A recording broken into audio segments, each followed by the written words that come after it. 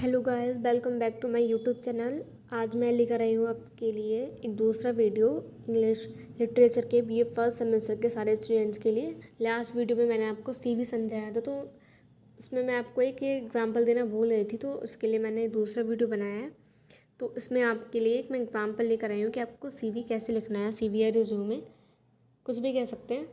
तो ये एग्जाम्पल है, आप ये देखिए, फिर आपको समझ में और अच्छे से आ जाएगा कि सीवी कैसे लिखा जाता है। इस फर्स्टली इसमें क्या होगा, मतलब ये लेआउट मैंने इसलिए डाला है कि इस तरह का लेआउट होता है, मतलब एक साइड से लिखा जाता है। मतलब ऐसा नहीं है कि थोड़ा इधर लिख दो, थोड़ा इधर, थोड़ा इधर, ऐसा कुछ नहीं होता है। एक ही अलाइनमेंट में आपको लिखना पड़ता है। फर्स्ट है आपका नेम, पहले आपका जो भी नेम होगा वो आप लिख देंगे यहाँ पे। फिर होगा फादर्स नेम, वो भी आप लिख देंगे। फिर जेंडर, मैरिडल स्टेटस, मैरिड अनमैरिड है, वो सब चीज़ें यहाँ पे लिखी जाएंगी। नेशनैलिटी इंडियन है, आप और भी किसी कंट्री के है तो वो सब भी लिख सकते हैं आप। फिर आएगी आपकी एकेडमिक क्वालिफ़िकेशन। तो आपने जहाँ से भी हाई स्कूल पास किया हो, जिस भी बोर्ड से करा हो, और जितने भी ईयर में करा हो, और जितने भी परसेंटेज रहे हो, वो सब चीज़ें यहाँ पे चाहिए होती हैं। और इन 12th में आपके जितने मार्क्स आए हैं, वो सब चीज़ें किस बोर्ड से करा है वो भी आपको मेंशन करना पड़ता है। और इसी के साथ अगर आपकी और भी क्वालिफ़िकेशन है, यहाँ पे मैंने जैसे 12th के बच्चों के लिए, मतलब जैसे ग्रेजुएशन में हैं आप, तो ग्रेजुएशन में तो ऑब्वियसली आप 12th ही करके आए हैं, तो इसीलिए यहाँ पे मैंने जो एग्ज़ाम्पल दिया है तो वो 2 ही क्लासेस का दिया है।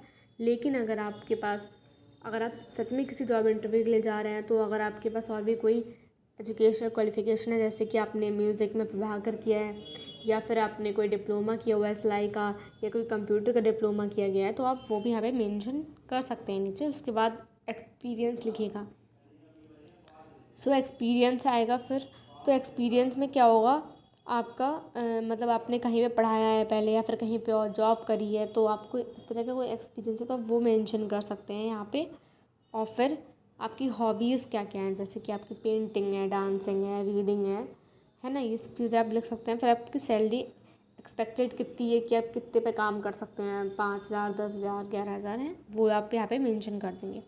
अब प्रेफरेंसेस में क्या आता है आपका, कि मान लीजिए आपने जिस भी कॉलेज से आप पास आउट हुए हैं, या फिर आप कोई भी अच्छा डॉक्टर हैं जाने पहचाने, या कोई भी बहुत बड़ा इंजीनियर, बिल्डर, जो बहुत ज़्यादा फेमस इंसान हो, मान लीजिए आप, या फिर आपका कोई प्रिंसिपल है आपके कॉलेज के, प्रोफेसर हैं, तो अगर आप कॉलेज से पास आउट होते हैं, आप कहीं जॉब के लिए जाते हैं, तो वो रेफरेंसेस के लिए मांगते हैं, जैसे कि आपका एक इन्फॉर्मेशन के लिए कि आपका बैकग्राउंड कैसा था, करेक्टर कैसा था, ये सब चीज़ों के लिए थोड़ा सा रेफरेंसेस की ज़रूरत पड़ती है। तो आप किसी भी ऐसे इंसान का रेफरेंस दे सकते हैं यहाँ पे, नाम और नंबर, और उनका जो प्रोफेशन है वो आप यहाँ पे मेंशन कर सकते हैं, कि आपको किस तरह से, मतलब सॉरी, कि आप क्या ऐसे व्यक्ति थे, तो ये बताने के लिए थोड़ा सा रेफरेंसेस की ज़रूरत रहती है। तो आप ऐसे व्यक्ति का नंबर दे सकते हैं जो आपके हित में बोले। और यहाँ पे डेट मेंशन कर देंगे, जिस भी डेट को आप सबमिट कर रहे हैं, वहाँ पे सिग्नेचर कर देंगे, जो भी आपका सिग्नेचर है। ओके, इतना ही रहता है आपका सीवी, इस तरह का ही। मैं आपको एक और दिखा दे रही हूँ एग्जाम्पल, और क्लियर हो जाएगा आपको। ओके, ये देखिए एक एग्जाम्पल और है, इसमें एक क्वेश्चन भी मैंने डाला हुआ है, जैसे कि आपका एग्ज़ाम्स में आ सकता है, उस तरह का मैंने यहाँ पे लिखा हुआ है। तो you are Chetan Sharma, a commerce graduate from Delhi university, you are seeking a suitable job, you come across an advertisement in the Times of India inviting young and dynamic fresh graduates as sales assistants in a reputed company. Write a CV for the job to box the Times of India, new Delhi. मतलब आपको ये post करना है, एक किसकी post, ये एक job का ऑफ़र के लिए है, कि आपको द टाइम्स ऑफ इंडिया, जो एक न्यूज़पेपर होता है, उससे आपको ये न्यूज़ मिली है कि एक असिस्टेंट की ज़रूरत है, सेल्स असिस्टेंट की। तो वो फ्रेश ग्रेजुएट्स मांग रहे हैं उसके लिए। आप दिल्ली यूनिवर्सिटी के पढ़े हुए हैं, आपका नाम चेतन शर्मा है, कॉमर्स ग्रेजुएट है, तो आपको उसके लिए सीवी लिखना है। ठीक है, तो आप कैसे लिखेंगे, तो ये देखना है आपको। सबसे पहले आप डालेंगे रिज्यूमे या फिर सीवी। फिर पहले नेम डालेंगे। वैसे पहले मैंने पैक लिखा हुआ था पुराने वाले में, तो यहाँ पे नाम मेंशन कर दिया है मैंने, जिससे कि आपको और अच्छे से समझ आ जाए। फिर फादर्स नेम, फिर आपका जेंडर हो गया, नेशनैलिटी आपने डाल दी इंडियन, फिर एजुकेशन क्वालिफ़िकेशंस हैं, एसएससी बोर्ड से आपने सीबीएसई पास करा है, ठीक है। और फिर उसके बाद में आपने 12th पास किया है आपने, मतलब ASSE फ्रॉम सीबीएसई, ये एक मतलब उनकी वो होती है ना, जैसे यूपी बोर्ड की माध्यमिक शिक्षा परिषद होती है, वैसे इनकी AISSE होती है सीबीएसई की।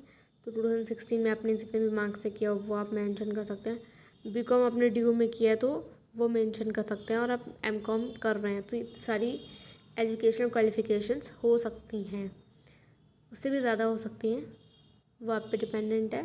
तो जैसे कि आपने पिछली वीडियो में देखा था, सॉरी पिछले अभी आपने एग्जाम्पल में देखा था, तो उसमें कम चीज़ें मेंशन थी यहाँ पे, तो अब मैंने सोचा आपको कम क्लैरिटी होगी, तो उसमें आपको समझ में आ गया होगा कि अगर आपके अंदर ज़्यादा एजुकेशनल क्वालिफिकेशन है तो वो भी आप मेंशन कर सकते हैं, ठीक है।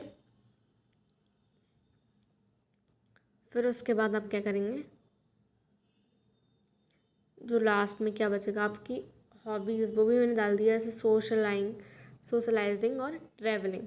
जैसे कि मान लीजिए आप यहाँ पे सेल्स असिस्टेंट बनने जा रहे हैं, तो आपको उसके अकॉर्डिंग ही अपनी हॉबीज़ को बताना चाहिए। मेरे अकॉर्डिंग तो यही चीज़ें होनी चाहिए, क्योंकि जिससे आपको जल्दी से वो जॉब मिल जाए, भले ही आप में हो ना हो, वो बात अलग की है। ज़्यादातर कहा जाता है ना कि आपको जल्दी जॉब पानी है तो आपको ऐसे थोड़ा सा करना पड़ता है।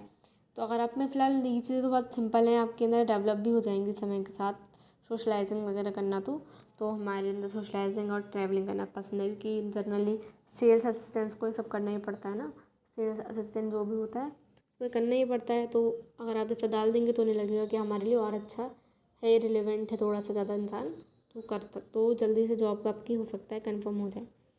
फिर आपकी सैलरी एक्सपेक्टेड में आपने डाल दिया 35,000, क्योंकि इससे कम में तो शायद किसी का घर खर्च ना चले आज के समय में, तो मैंने मिनिमम डाल दी है। आप उससे भी कम डालना चाहें तो डाल सकते हैं, वैसे यहाँ पे अपने मन से डाल सकते हैं, अगर कोई रियल है तो बात अलग है। यहाँ पे रेफरेंसेस के लिए मैंने 1 और 2 पॉइंट्स लिख दिए, जैसे कि आप 2-3 रेफरेंस भी डाल सकते हैं, ज़रूरी नहीं कि आप एक ही रेफरेंस डालें। आपको लगता है कि आपको 2 डालनी चाहिए तो 2 डाल सकते हैं, कोई बड़ी बात नहीं है।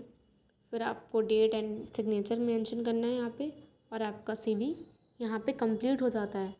और अगर आपकी ज़्यादातर प्रेफरेंसेस ज़्यादा हैं, हॉबीज़ ज़्यादा हैं, तो इसी से ही पेजेस बढ़ जाते हैं। और कोई ये मैंने कहा था कि 2-3 पेजेस हो सकते हैं, उसका मतलब ये नहीं है कि आप मनगढ़ंत कहानी कुछ भी लिख देंगे, इसमें ऐसा नहीं करना है, इतना ही रहेगा। फिर मैं आपको नेक्स्ट वीडियो में मिलती हूँ, आज के लिए बस इतना ही। आपको और कुछ प्रॉब्लम हो तो please let me know in the comment section, और मैं आपको नेक्स्ट वीडियो में मिलती हूँ लेटर ऑफ एक्सेप्टेंस के साथ में, जो आपका नेक्स्ट टॉपिक रहने वाला है हमारी चैनल पर।